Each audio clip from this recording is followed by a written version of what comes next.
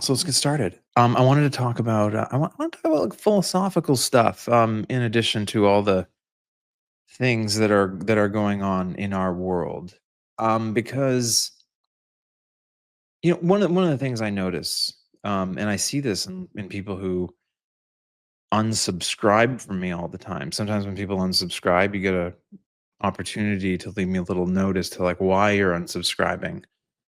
And, every now and then, like one of the reasons that people unsubscribe is because they just can't deal with um, like how overwhelming all of this is, right? To recognize that it's true. There's this sort of, it's overwhelming. It's overwhelming, right? To sort of have a conception of the world that we do, that there's an order to things, that we expect that people will follow the rules, that they'll act as moral and ethical people, that they'll be good, that our leaders will be good role models for our children.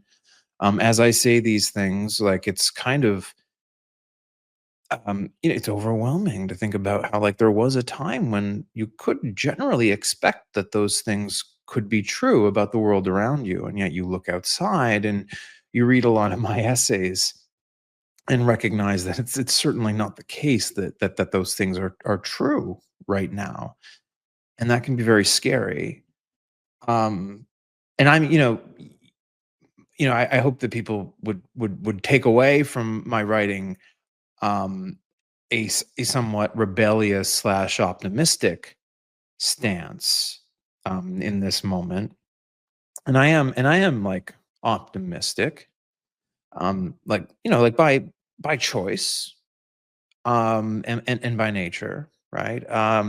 We want to be super intellectually honest, right? I'm not saying that it is 100% the case that we will get through this. You can never say that about anything. I don't know what will happen, but I do know this. I do know that um, at many, many points in history, people were in far worse shape than we are right now, and they got through it. And that's not, I mean, it's not. I mean, this is kind of the we talked about this maybe the last time, right? This is kind of the sort of the stoic stance, and I'm not trying to tell you to be a stoic, but you do have quite a bit of choice, right? And in choosing like what to focus on. And that includes like you and your own like perception and like what you're thinking about, right? What you're focusing on is also what you're thinking about.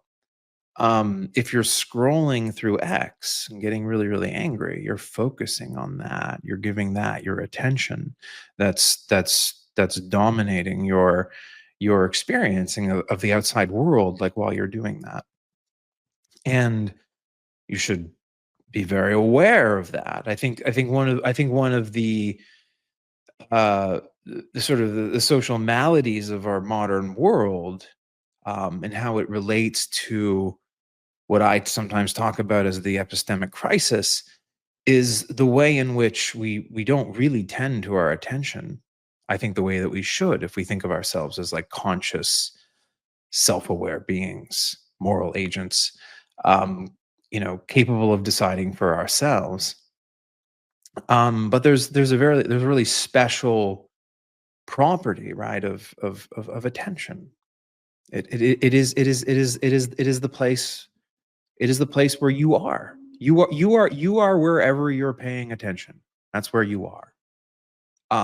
Like in the most sort of like visceral, like existential sense.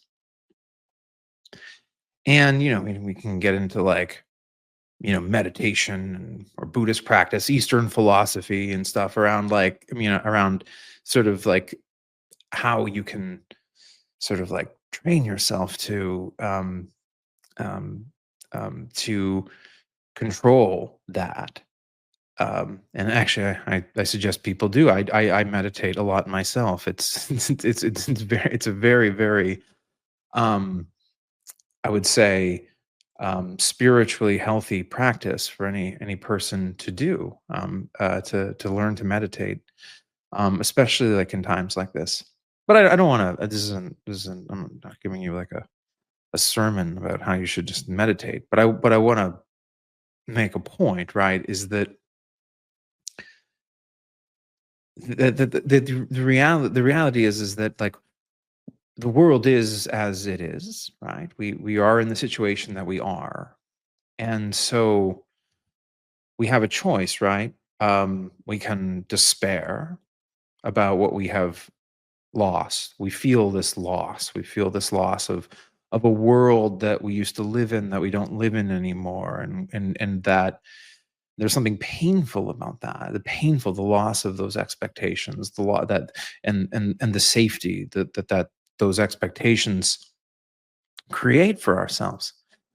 Um, but I mean, that is that I mean, it's like that's basically the definition of suffering, right? To focus there, to focus on what you have lost, right? There's far more productive places to, you know, direct your attention, which is like towards, what can be like where you are and what you can be, right? Or where you can go, right? There's a positive frame. There's a place you can go in your mind, that is way more constructive and is actually the place where you're capable of the most conscious choice, where you're capable of being your most authentic self. So that's my like, appeal to people, right? As they read these like hard truths, and I write about like these hard truths. These are really hard truths, and I care a lot about like this country and her institutions, and I'm very much a committed liberal, right? Like philosophically, as my essay today shows. But there's also like the relationship between that political view and sort of I mean, you can call it a spiritual view if you want, right? And I admit I'm not a religious person, but some people might say that I'm spiritual. Like the way I'm talking right now, people might consider spiritual, and that's fine. I'm fine describing this as a spiritual, way of being. Um, doesn't have to mean supernatural, right? And I don't mean it that way when I say it, but and if you are, and if you are religious, that's fine too. I'm a liberal. I mean, I'm not by my definition, I believe in metaphysical plurality. So freedom of religion and belief and all those things. So if we don't meet there metaphysically, I still come in peace. But I think that healthy that healthy place that we can be, right? That place where we can be capable of gratitude for the fact that we're just here, that we're here right now. It could be different, like we could not be here, right? We could have been wiped out by plagues or disaster, or I mean, we have managed to not have World War III up until this point. I mean, it could have broken out, right, in the 20th century between the US and the Soviet Union. It didn't, right? Um, we have a lot to be grateful for if you just like sort of like shift your perspective just a little bit and get outside the the algorithmically reinforced, view of reality that we all have, that is always just pointing out all the problems with our world. I think, even as you sit here and listen to me, right? Like there's a lot of things that are right about the world. You're right about the world, your family's right about the world, your friends are right about the world, right? If you have a good job and you really like your colleagues, and you work for like a good company or a good organization or whatever like that, that's good about the world, right? Right? That's like something that you can be, incredibly, grateful for, and being like, that's something that's really going right for me. It's really going right for me. And not only is it going right for you, it's going right for all of us, right? That's the symphony of civilization, right? By, you know, having institutions in the world where we come together and we form social relationships, either friendships or business relationships or institutional relationships or religious communities. Like we build institutions out in the world, um and if you think to yourself, right? I mean, there's stuff, right, that's probably going well for you. And then some of us, right? I mean, I might might include myself a little bit in this, right? Where, you go through like a rough patch in your life, and it doesn't seem like there's much going good for you in the world. But like, you're still here, right? You still have your sense of awe, right? Um, you see, the sun goes down and the stars come out, and you're like, wow, look at all that. You can still stand there. And I think, and that's very necessary. It's very necessary to do that. That's how you stay spiritually healthy, right? That's like the opposite pole of like where your brain is when you're like scrolling through social media, right? And the algorithm's throwing up the next video. Um, I mean, it's I mean, there's a place you've been there, right? We probably, when we were there as children, right? That sense of awe, like when you just like, it's like, wow, I can't believe that I get to see this right now. This is incredible. Like we've all had these moments growing up, but by the time we become adults, we become so cynical and jaded, right? But like it doesn't have to be that way, right? Like you can recapture that. Like it's possible. And I try to do that all the time. And I said earlier, and I think meditation is a one of the methods that one can do that. Um, so yeah, that's this is like, I think, in fact, the most important work, right? To being a citizen in a civilized society is taking care of yourself in this way, like being a spiritually healthy person, that's morally grounded, and you know takes on the responsibility of witnessing the world as it is and responding to that world in a way that um, coheres with one's values. That's that's like a wholesome sounding life, right? That's what we want.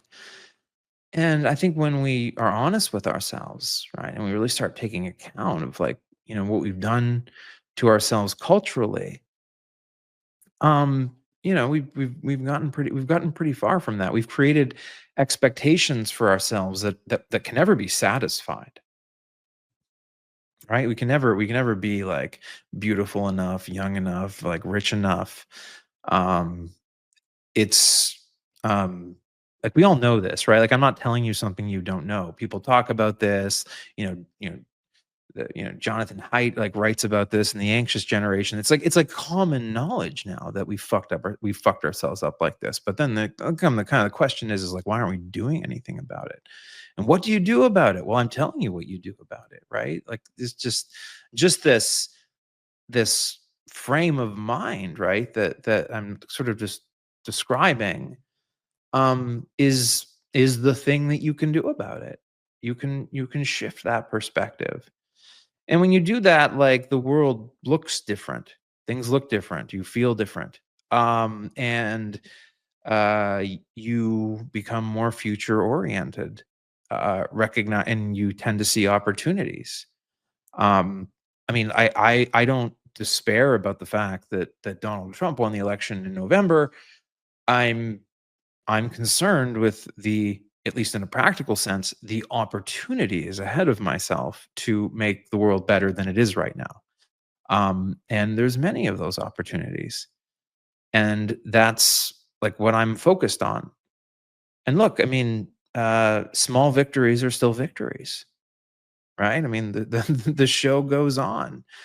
And there's just a way of approaching um your experience of reality, and not just your experience of it, but the way that you recount your reality to the people around you that has power, right? So one of my and this would all relates, right? I think to what my broader criticism of liberalism, like, or sort of technocratic centrist liberalism today, right? So I mean, and people will get like super like confused by me, because like I'm not like, I wouldn't like say that like I'm like a leftist progressive, um but I mean, I also think that like technocratic centrism is like a failed political project at this point, for the very reason that I'm kind of talking about here, right? It's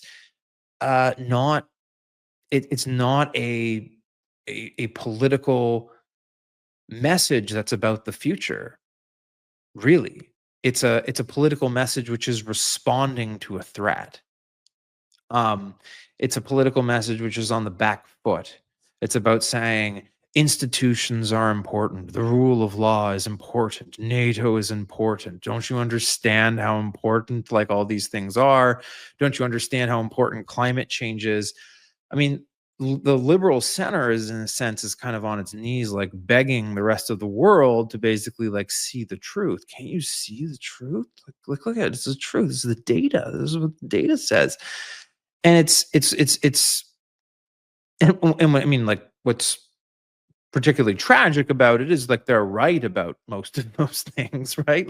Um, like on a from the perspective of like what they're saying, that the I mean, I obviously think those institutions are really important. I like write mythopoetically about them. I obviously think climate change is a real threat. I've written about that in the past few days. But there's a stance there. There's like a way you kind of show up to the conversation. It's like the liberal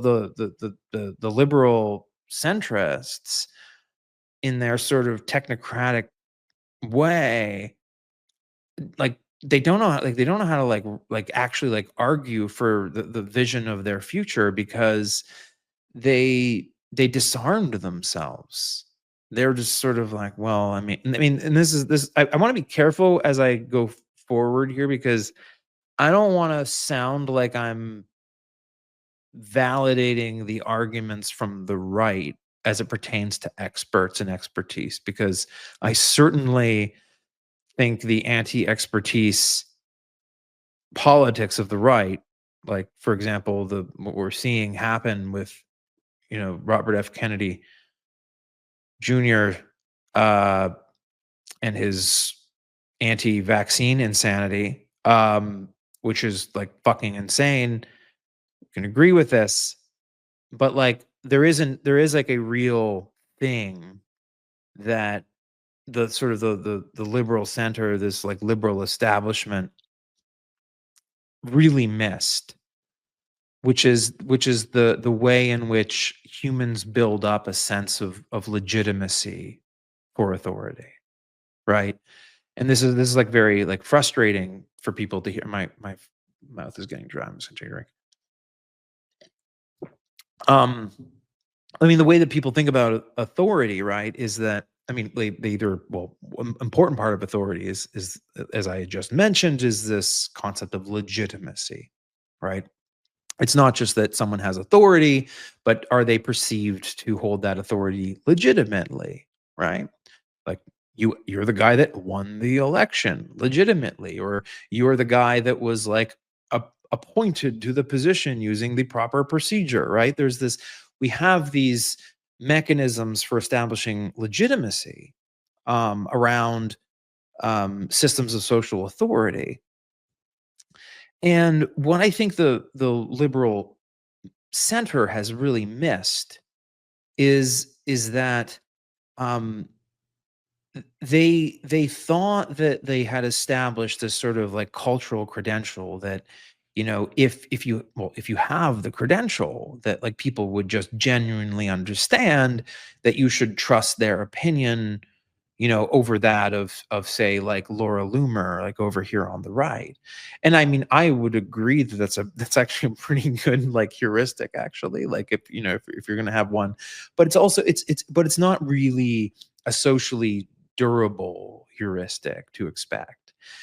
People, I mean, we're skeptical. We're skeptical animals at a little at a basic level for good reason, right? Like we're always looking for threats, right? We evolved to sort of like look for threats, and when we see things out in the world that contradict what somebody who has authority is saying, that evokes dissonance. And I know that there's going to be complications here because we can talk about cults of personality and stuff like that, and how people export their maintenance of what is true and is not to the cult leader. And that's there's really a lot of that going on with Donald Trump and MAGA, but that's neither here nor there.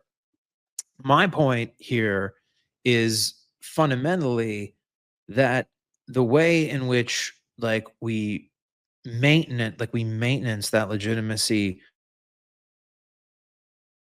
is tied to, generally speaking, is tied to a coherent sort of set of experiences, um, both in terms of like including like the testimony and information that we receive from these authorities.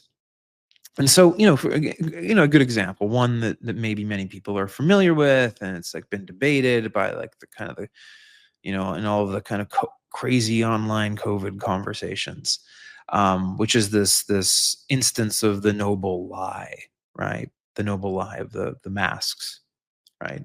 For those who don't know what I'm talking about, I'll recap it for you. Basically, at the beginning of COVID, um, it appears to be the case. I believe it to be true that public health authorities, knowing that COVID was like almost certainly an airborne um, illness, and spread through aerosol, um, kind of played dumb on this point, for the purposes of dissuading members of the public from buying masks that could lead to shortages for medical professionals. And so there was this, what appears to have been this like calculated messaging from public health authorities, to not really tell the full truth about what the medical community thought about COVID, because they were worried that if they told the whole truth, the public would react in a certain way that would actually be bad for the public, because then all the doctors and the nurses wouldn't have medical masks, and that would lead to like a situation where they were all sick and couldn't take care of the general public. So they had this like ethical like justification in their mind for that. But it turns out, right, that like, enough people were able to kind of see through it, right? There was enough sort of like secondary information out there, people scrolling on Twitter, like reading like public health experts analyzing what's going on in Wuhan and in Italy. And we're able to sort of just like know, like, oh, like I knew at the time, it was like, obviously this is like, I remember thinking to myself, like, what do they mean? What do they mean? Like masks aren't going to like have any impact? It's clearly airborne, right? And so there was a lot of people like me that could actually like see the noble lie, like early on. And I know, for me, right, I guess I kind of was like, okay, like I kind of get why they're doing it, and I didn't like hold it against them. But like for a lot of people, I mean, who have different dispositions, that was like a really damaging moment, right? Of in terms of like, well, one, I mean, like the way that some people are made to feel in that situation is it's saying, like, well, they think we're too stupid. They think we're too stupid to hear the truth. Um, and that does sort of reinforce this sort of like anti-elitist stance that we see. And I think these are the kinds of blind spots, right? That quite frankly, I think that what you might want to call the Democratic establishment like have, right? There are these subtle little blind spots around like how they've sort of constructed reality, and how, the sort of how political discourse and the sort of the epistemic reality around them has sort of like shifted, and it has really left them in a place where, they're not really seen to have much legitimacy as authorities on anything, right? And this is how you get this like crisis, and this is how we have this crisis. Now it doesn't mean that it's all like these people's faults. Like obviously, right? Like there's bad actors on the right. Some of them who know what they're doing and actually know that they're lying, but simply want power or money or political favors or whatever it is. Um, are exploiting this, and they're exploiting people's, ignorance, in a malicious way, and that's happening too. So I mean, I don't want to like leave anyone with the impression that what I'm saying here is that the reason why we're here is because of like, the liberal elites and how they acted during COVID. But what I am saying is like some of how the liberal elites acted during COVID were not exactly productive, as it pertains to the cultural issues that we're currently dealing with that are driving us in this direction towards post-truth populist politics. So I mean that's an observation that we should be able to have, right? And one that I do have. And so what is the how does this like, then inform my sort of next, observation, right? They have the New York mayor race, and right now, Democratic socialists are very excited, as they should be, really. I mean, this is like a moment, right, for the Democratic Socialist wing of the Democratic coalition, gets all this attention on who appears to be like a very, very capable politician, um, in New York. Now, I mean, I upset a lot of progressives and Democratic socialists when I say, don't assume that this necessarily means that like Americans are becoming more socialist, right? And I did say something like this, on Substack notes, and by that I'm not necessarily saying that that's because I think they're liberals instead. I'm not, no, I'm not playing some like weird game around like what it is I think people actually believe. I what I am actually saying is that I actually think that an increasing large slice of the non-Republican voting side of America, um, is not ideological at all. I think, like, I'll give you actually a really vivid example of what I'm talking about in the culture, as it pertains to this sort of like non-ideological voter. Like you hear about these voters that were Bernie voters and Trump voters, that those are the two candidates that they would vote for. You see a lot of this in the Midwest, right? And you saw swing voters in this sense. And what were they basically saying? They were like basically saying, "Look, like I'm open to socialism, I'm open to fascism, but I'm not open to what we currently have." I mean, that's actually, that's like, that's kind of an infuriating thing for, a lot of like leftists to sort of confront, because they're like, what do you mean? Like, how can you be open to both? Well, the truth is that like a lot of these people's, the way that they experience the world, right? They don't have the same commitments that you do. Their lives are very different from yours. They are very disconnected from politics in a way that you are not. And this leads to some like significant like misunderstanding. And so you have a large group of people out there, um, that are simply looking for something different, and they're willing to take a chance, right?